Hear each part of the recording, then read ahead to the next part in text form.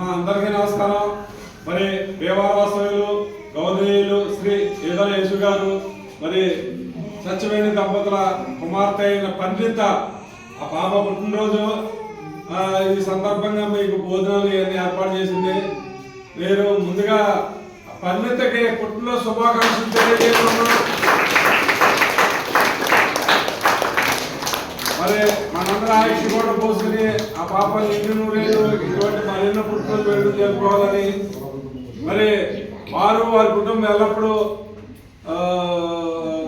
దీర్ఘాయుష్తో సకల అష్టైశ్వర్య సిరి సంపదలతో ఉండాలని మన ఆశ్రమం తరపున మనకు అన్నదాత చేసే వాళ్ళందరినీ మనం మనసారా దీవిద్దామమ్మా.